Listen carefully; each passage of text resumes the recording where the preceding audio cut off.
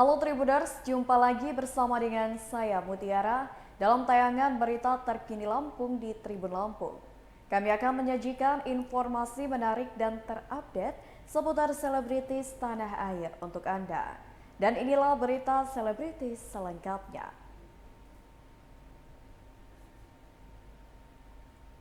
Ashanty belum rela Arsy masuk pesantren. Penyanyi Ashanty terang-terangan belum merelakan buah hatinya Arsy Hermansyah untuk belajar di pesantren. Anak sulung dari pernikahannya dengan anak Hermansyah itu memang sempat mengutarakan keinginannya untuk belajar di pesantren. Kendati demikian, penyanyi berusia 37 tahun itu tetap bersyukur bila putrinya memiliki cita-cita dan niat yang mulia. Sementara itu, anak Hermansyah justru memiliki rencana lain perihal keinginan anaknya yang hendak mengenyam pendidikan di pesantren. Anang berencana akan memilih pendidikan pesantren kilat untuk sang putri. Hal itu tak lain agar gadis kecil berusia 7 tahun tersebut bisa memahami bagaimana kehidupan di pesantren. Sebagai informasi, Arsy Hermansyah sempat terang-terangan mengaku ingin mengenyam pendidikan di pesantren. Berikut wawancara dengan Ashanty dan anak Hermansyah. Bun, nanti acara-acara ini kan itu dilakuin di TV, Bun. Mungkin kenapa tuh Bun kalau disiarin di TV, Bun?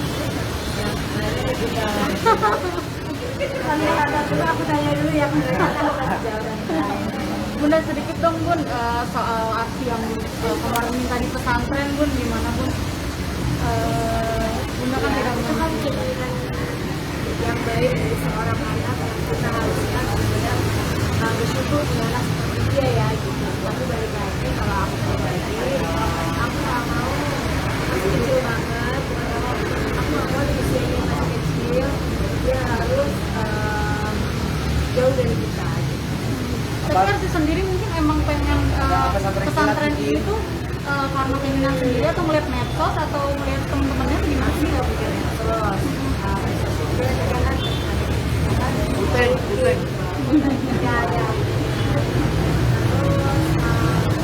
ya dia lihat cara dari kecil ya. Orang mana dia dari mana melihatnya itu kita juga seperti itu. Apa ada rencana kayak pengennya pesantren kilat dulu gitu nyobain? Nah itu ada rencana. Apa itu ada? Mudah-mudahan nanti pas puasa ini mungkin ya coba 2-3 hari deh. Kayak apa sih di pesantren hidupnya? Karena kalau dia tidak tahu, dia nggak tahu. Dia mungkin kita dibaterai nanti. Tapi kalau mimpi jadi penyanyi akan terus dilanjutkan di dunia dunia. Kita dukung pokoknya. Saya sebagai kakek mendukung. Masih kan sering juga. Oh, buat apa? Buat apa? Oh, Arsi mau penyanyi.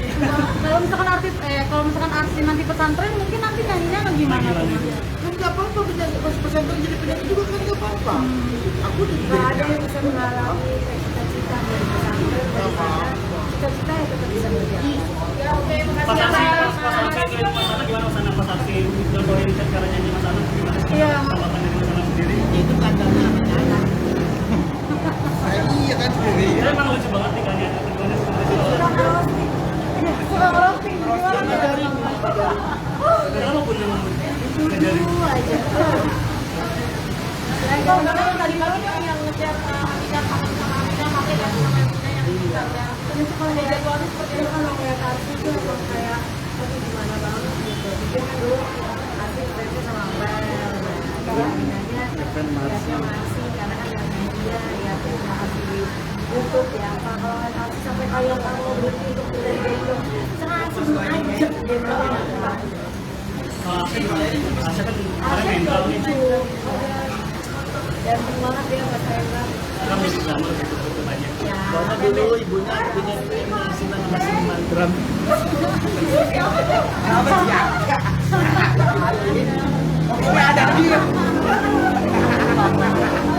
Enggak, tapi emang keren sih. Emang suka asal ngomongnya. Makanya wajar kalau anaknya asal dia karena asal juga asal dia kayak dia asal jemplak aja tiba-tiba bapak sudah oh mungkin kamu dulu suka sama Kan suka sama kejar. Tapi Arsi emang humoris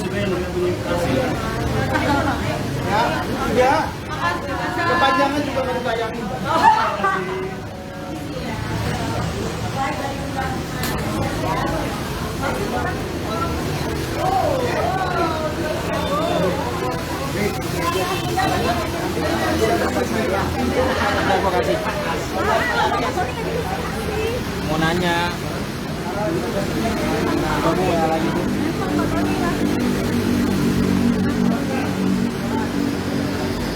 Udah, coba chat saya aja. Oke, Gustaf.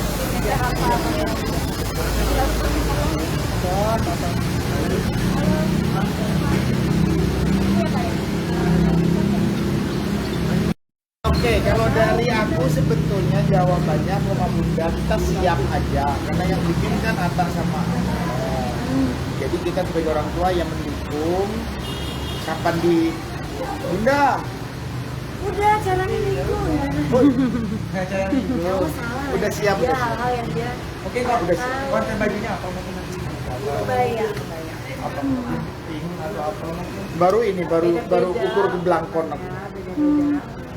Karena memang tradisi dari artis sendiri kan juga tidak seperti kan waktu itu. Iya, karena tradisi itu yang bisa membuat itu membudayakan kita terus memakainya, menggunakannya, dan itu ada di tradisi. Berita selanjutnya datang dari Billy Syahputra dilaporkan ke polisi oleh Robi Shine atas kasus penghinaan. Robi Shine baru saja melaporkan Billy Syahputra ke Polres Metro Jakarta Selatan atas kasus penghinaan atau pencemaran nama baik pada Kamis 22 September 2022. Hal tersebut dikarenakan Billy Syahputra diduga melontarkan perkataan yang menyinggung istri Robi Shine yaitu Natasha Shine. Hal tersebut bermula ketika Robi Shine dan Natasha diundang ke acara talk show program televisi dengan host Billy Syahputra. Saat datang pun, Robi mengaku bahwa dirinya bersikap sopan kepada Billy Syahputra karena merupakan artis senior. Namun Billy Syahputra justru mengatakan hal yang tak mengenakan soal Natasha Shine sehingga Robi Shine pun menegur adik dari almarhum Olga Syahputra tersebut. Berikut wawancara dengan Robi Shine.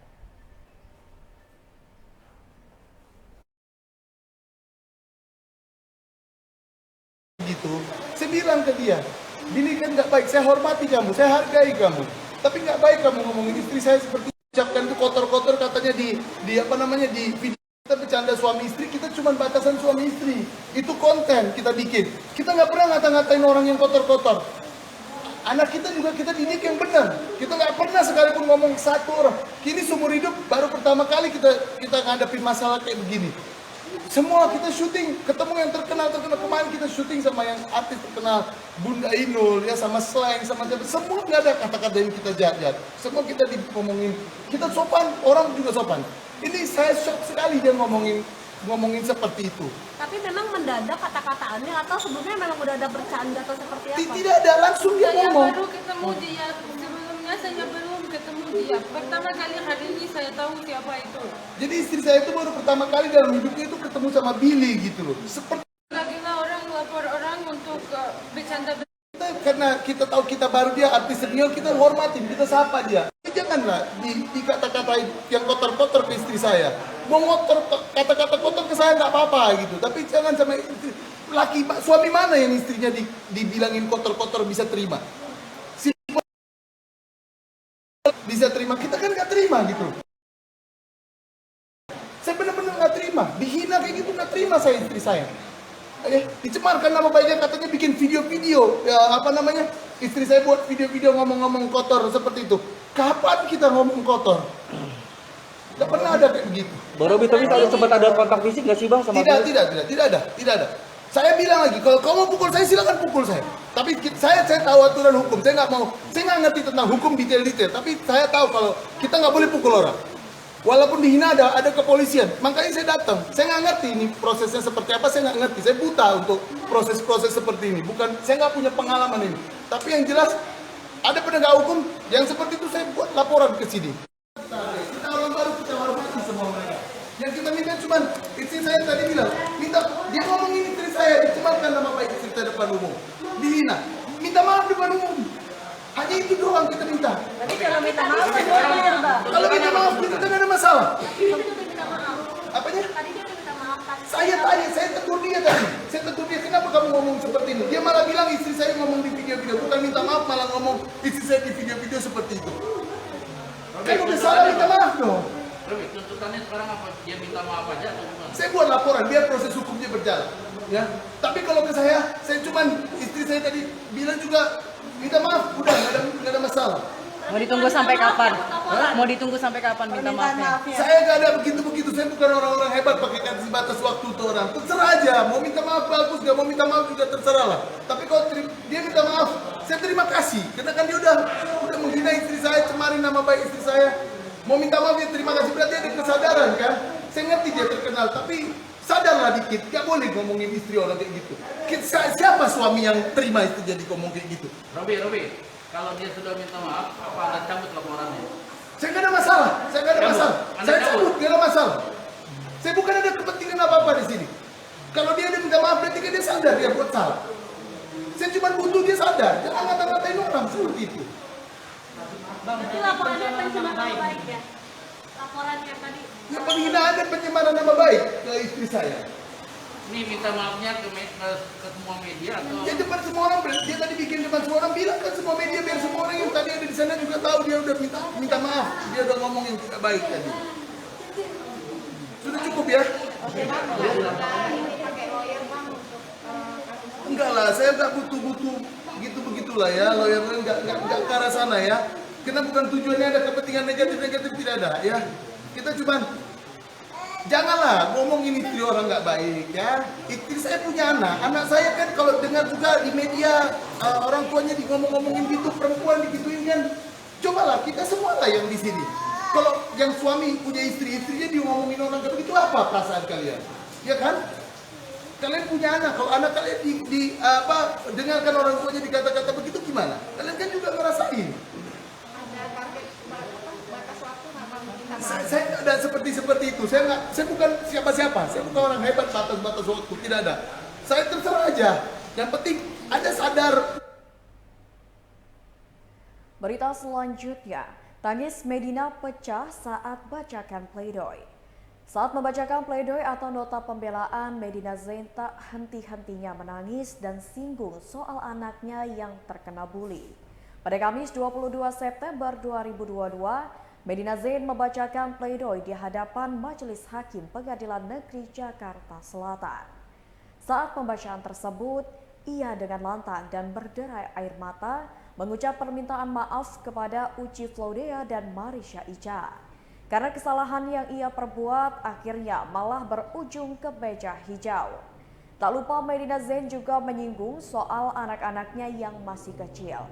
Ia menyebut kalau anak-anaknya masih membutuhkan dirinya meski ia belum bisa menjadi sosok ibu yang baik. Karena usia anak yang masih kecil dan tak paham ibunya tengah mendekam di rutan Polda Metro Jaya, buah hatinya terus menanyai soal keberadaannya. Lewat pernyataan, Medina Zain juga diketahui kalau anak sulungnya sampai terkena bully atas kasus dirinya. Berikut wawancara dengan Medina Zain.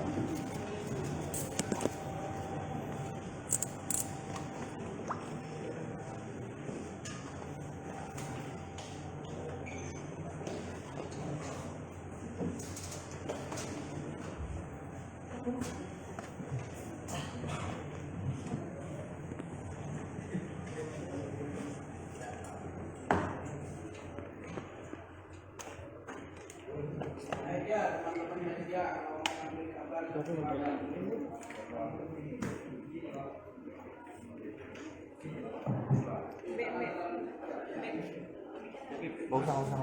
Bentar dong yang besok.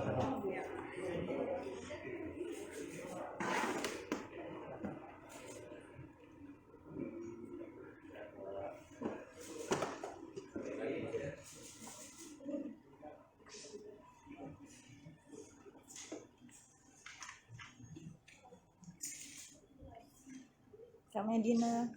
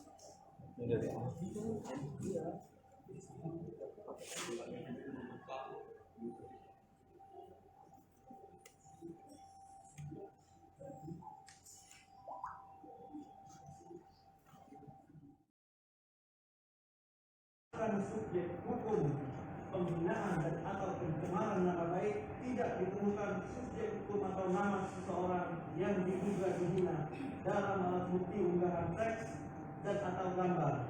Dan menurut saksi ahli Dr. Bambang SHMH dalam pemeriksaan saat menjelaskan sebuah simulasi unggahan gambar yang sudah disebut sudah tidak dapat dikenali lagi dan tidak dapat dikatakan lagi sebagai seseorang. Selanjutnya, fakta hukum yang ketiga mengenai penyakit yang diderita oleh terdakwa bahwa terdakwa telah didiagnosa memiliki gangguan mental dan kejiwaan berdasarkan hasil diagnosa surat keterangan dokter depresi, percobaan bunuh diri, gangguan tidur, alasan dirawat, percobaan bunuh diri dan gangguan tidur. Yang kedua, surat keterangan rumah sakit jiwa Provinsi Jawa Barat nomor 13669 KS 0102 RSC dengan diagnosis gangguan afektif bipolar episode kini campuran menuju psikotik dan tentang suicide percobaan bunuh diri dengan gangguan kepribadian borderline personality disorder BPD bukti terlampir T2. Kedua penyakit tersebut di atas merupakan penyakit yang dimasukkan dalam kriteria penghapusan suatu pertanggungjawaban pidana tidak dapat dijatuhi karena kemampuan bertanggung jawab. Berdasarkan pendapat Bumianto, ahli pidana kemampuan bertanggung jawab berhubungan dengan pasal 44 KUHP di dalamnya mengatur mengenai keadaan seorang yang tidak dapat dimintai pertanggungjawaban pidana kemampuan bertanggung jawab.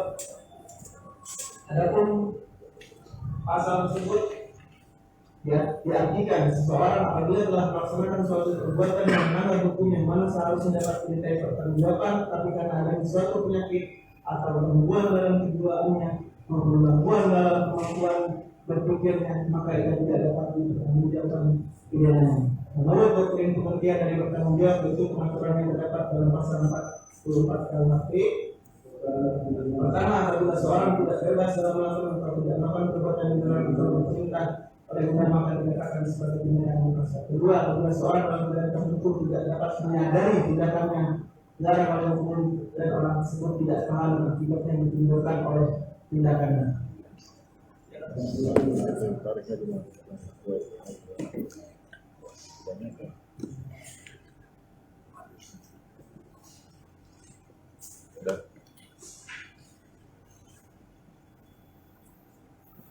Kriteria penghapusan pertanggungjawaban pidana. Terdapat 3 kriteria yang dapat membuat seseorang tidak dapat dijatuhi pidana, antara lain sebagai berikut. Pertama, tidak menyadari tujuan dari suatu perbuatan. Berita selanjutnya datang dari artis senior Desi Ratnasari mengakui didekati pria tampan. Artis Desi Ratnasari mengaku sedang didekati oleh 2 pria mapan dan juga tampan. Namun Desi Ratnasari belum mengungkapkan identitas 2 pria yang mendekatinya itu. Desi Ratnasari hanya memastikan dari 2 pria itu belum ada yang berani untuk meminangnya. Menurut Desi, 2 pria yang mendekatinya itu orang biasa yang bisa disebut sebagai politisi, bisa juga bekerja sebagai pengusaha. Janda satu anak ini mengungkapkan dua pria yang sedang dekat dengannya ini masuk ke dalam kriteria sebagai calon pasangan hidup. Namun saat ini Desi Ratnasari tidak terlalu memikirkan soal pasangan karena sedang fokus beribadah dan mendekatkan diri dengan Tuhan. Berikut wawancara dengan Desi Ratnasari. Perjalanan umroh kali ini berbeda, alhamdulillah sih. Tentu setiap kali umroh itu yang didapat yang paling utama adalah ketenangan, itu sudah pasti. Silanya deh. Keyakinan akan apapun ya, akan apa yang ditanya, akan apa yang kita sedang pikirkan, ya keyakinan terhadap keimanan lah. Jadi alhamdulillah sana itu menyenangkan, selalu menyenangkan kalau ke sana itu. Apalagi berdoa di Raudhah kayak gitu. Ada doa khusus nggak sih Teh?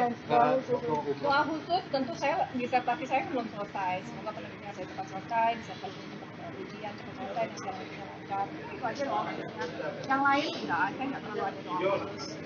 Saya yakin semuanya mau minta doa jodoh. Iya betul Saya mau nanya-nanyanya. Enggak sih, saya jodoh itu saya udah doa di umroh pertama waktu Ramadan ya dengan anak saya. Jadi ya posisi saya adalah posisi menunggu. Saya adalah posisi tidak meyakinkan terhadap siapapun yang berani untuk mengajak untuk saya menikah besok, baru saya akan umumkan siapa yang menikah. Kalau sekarang saya punya pacar, karena udah umur ya, jadi posisi saya adalah posisi melihat, posisi saya adalah posisi siapa yang lebih sering didekatkan oleh Allah, yang mungkin itu yang akan terjadi. Jadi saya juga lihat aja beberapa kali. Apakah ketemu setiap hari? Enggak, saya sibuk banget alhamdulillah memudahkan kesibukan. Jadi siapa aja yang bisa bertahan dengan kesibukan saya, mungkin itu jualan. Siapa yang jadi jualan? Saya tanya nggak sih Teh, sempat diperintah juga nih ada dari ada yang lama katanya tapi sudah ada yang mendekat serius banget sama Kalau mendekat, alhamdulillah ada 3, ada ya yang tersisa masih ada 2, yang jelas bukan David Malik. Ada 2 yang tersisa, dia bukan artis, dia bukan ini orang biasa. politikus juga nggak sih? Pengusaha ya Teh? Dua-duanya orang biasa, bisa politikus, bisa pengusaha, yang jelas bukan artis. Tapi apa yang membuat Teteh milih? Maksudnya apa Saya yang belum milih. belum milih. Saya Kalau belum milih. kriteria yang menurut Teteh yang pengen banget Teteh? Dua-duanya oke, kriterianya masuk dalam kriteria saya. Tapi saya nggak tahu yang mana Allah akan dekatkan, kapan akan terjadi pernikahan. Tapi dan antara dua ini udah ada satu nih yang paling belum sudah. Dua-duanya klik. Dua-duanya klik maksudnya ya enak, diajak komunikasi enak. Jadi saya nggak pengen maksudnya. Saya sudah pernah melalui sebuah hidup yang berharap pada manusia itu terlalu tinggi, ekspektasinya akan membuat kita kecewa. Dari sih selamat ya mau menikah lagi. Semoga Desi bisa cepat menikah lagi. Ini dong mobilnya dong. Aku udah dibocorin tanggal pernikahannya. Ya, Bang Billy. Jadi kalau saya tanya, Oke Bu, langsung. apa ya? Sekarang itu lebih nyampe aja lah. Nyampe. Terus Teteh yang diomongin sama Bang Billy katanya udah ada tanggalnya. Belum. Biasa lah. Ya, saya belum apa. Kalau saya tahu kapan rencana saya selesai disertasi saya tahu. Tapi karena menggantungkan ekspektasi kepada manusia itu akan membuat kita kecewa. Oleh karena itu saya menggantungkan yang pada Allah. Jadi ya apa yang ada sekarang yang tersisa 2. Ya saya juga nggak tahu. Saya nggak mau milih sekarang cuma ya Allah yang mana yang paling baik. Yang kau yang tahu. Saya belum tahu. Tapi ngobrol sama anak itu masih sama keluarga Saya gimana? selalu ngobrol sama anak saya. Bapak saya sudah tidak ada, nenek saya sudah ada, om saya sudah ada. Jadi saya ngobrol cuma dengan anak saya. Paling juga dengan adik saya. Anak saya tahu siapa yang mendekati saat ini. Tahu karena tahu dari cerita saya. Tahu siapa orangnya kalau saya lihat di foto. Ya cuma hanya sebatas itu saja. Saya tidak memastikan. Sekarang mood saya dalam mood menunggu saja. Tapi kedekatan anak kalian udah dikenalin belum? Kalau yang Enggak, belum. Nanti aja kalau dia datang saya kenalin, kalau dia mau ngelamar sudah selesai. tapi anak sempat ini enggak? Ini aja nih. Oh, ini Enggak, aja. anak saya enggak. Mood kita sama. Mood kita udah pada nilai ukhrawi ya, pada nilai berdoa pada Allah yang terbaik. Saya pernah memilih kacamata saya sebagai manusia banyak salahnya. Jadi sekarang itu saya hanya memilih kacamata doa. Yuk nak, sama-sama doa. Putri saya juga berdoa, dia hanya bilang bahwa siapapun yang terbaik menurut Allah, selama dia bisa bikin bunda happy, maka ikuti pola. Udah, jadi kita mode-nya sama, tombolnya sama nih kita bagi. Ya, saya nggak menentukan, saya memastikan. Berarti tinggal nunggu misalkan di antara dua ini lama berarti langsung ya gitu duluan. Siapa yang berani gitu ya? Siapa yang berani berarti gitu ya? Jadi juara. Enggak, saya pakai syaratnya harus sholat. Sholat sebenarnya bukan hanya sekedar sholat. Minum alkohol. Saya libatin anak nggak untuk memilih? Enggak. Udah dong. Tapi kalau PDKT LTT itu biasanya gimana sih pendekatan PDKT itu? Dan sekarang itu beda ya. Saya udah tua, udah nggak pantas ya saya berpikir dengan siapa saya mau berpasangan. Saya merasanya gini, umur saya tuh udah umur berpikir untuk mempersiapkan diri dan bekal untuk akhirat saya dan kematian saya. Tapi itu saya sekarang udah berpikir, makanya saya nggak pengen terlalu banyak mikir. Syaratnya apa? Udah cukup sholat, satu visi misi akhirat, udah. Insya Allah Allah mudahkan. Apapun siapapun saya nggak tahu, saya nggak tahu. Kalau dulu mungkin itu sekarang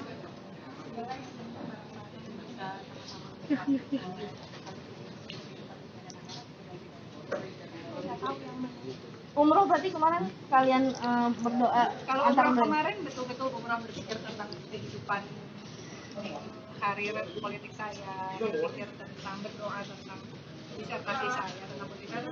Waktu jodoh umroh yang pertama dengan Tapi kalau yang pertemuan dengan calonnya sendiri itu dikenakan atau gimana sih? gimana ya pertemuannya gimana ya? kenalan dari mana sih yang dua ini? Kenalannya gimana ya? Saya tuh tipe orang yang gak pernah kenalan.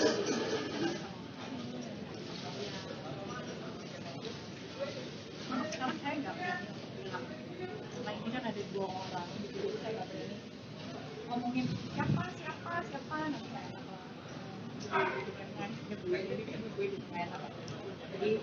saya akan berbicara nanti pada saat Tapi keluarganya mereka yang paling dekat sih belum tadi bilang saya belum ngapa-ngapain, saya nggak kenalan, saya nggak gimana. Tapi udah ngungkapin nggak teh dia teh? Udah ngungkapin nggak dia dua? Yang dua itu? Kan ngungkapin mah bukan Oh. maksudnya keseriusan. Saya hanya bilang kalau memang mau serius datang aja melamar, kalau memang tidak mereka belum bilang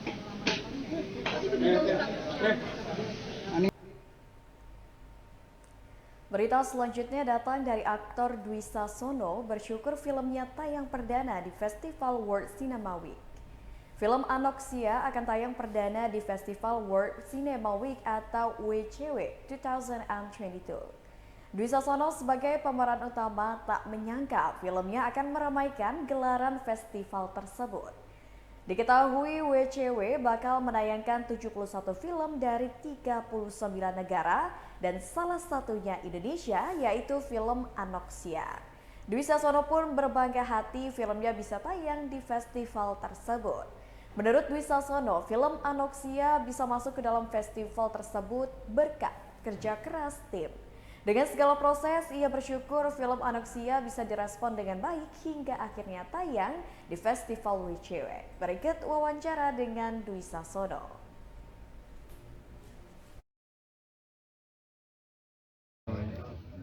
Yang keren-keren banget gitu, yang kita juga tahu itu ada, tapi mau nontonnya di mana gitu kan, kita bingung gitu. Dan ternyata mereka akan memutar film-film itu gitu. Dan ya memang itu yang kita tunggu gitu. Apalagi di sini ada kolaborasi antara CGV sama Klik Film gitu.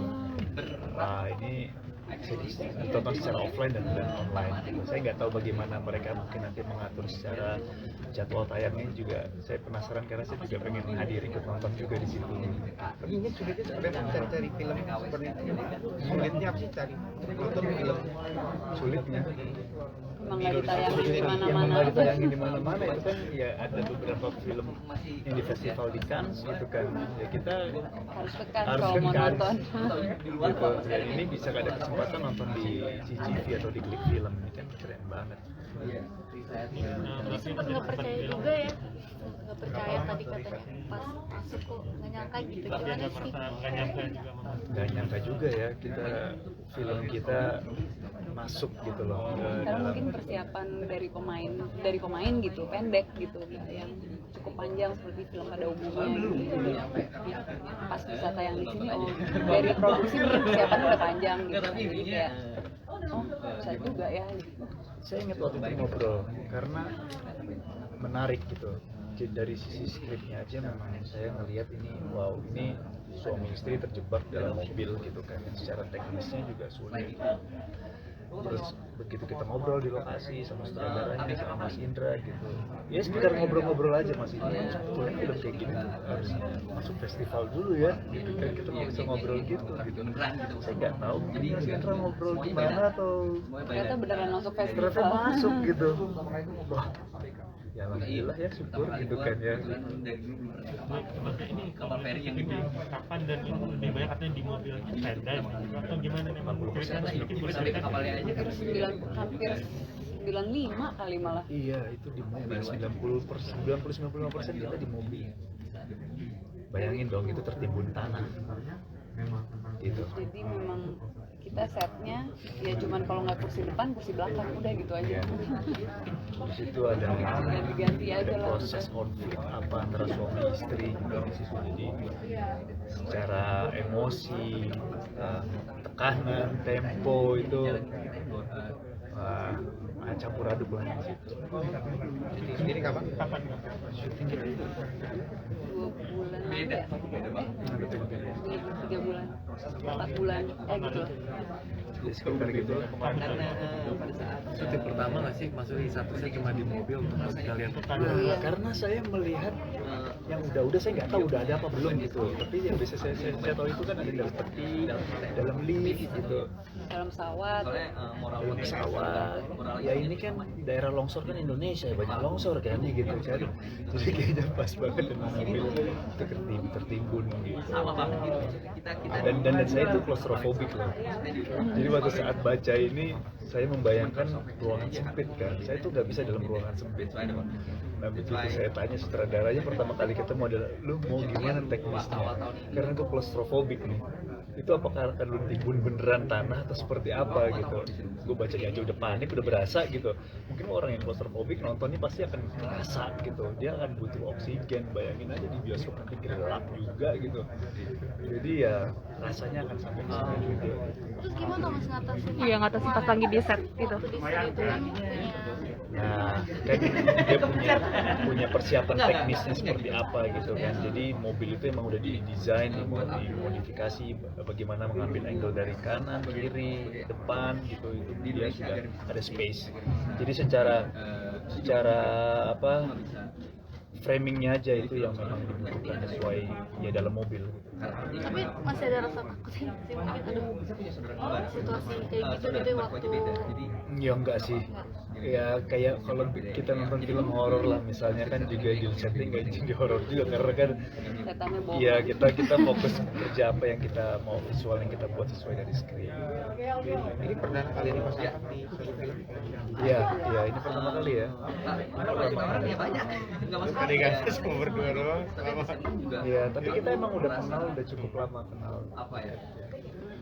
Tapi dengan tadi itu anoksia itu kayak oksigen ya. Apa sih? Iya anoksia itu kan Anoksia. saat kita kehabisan Oksigen. Nah, ketika beradegan di seperti di situ.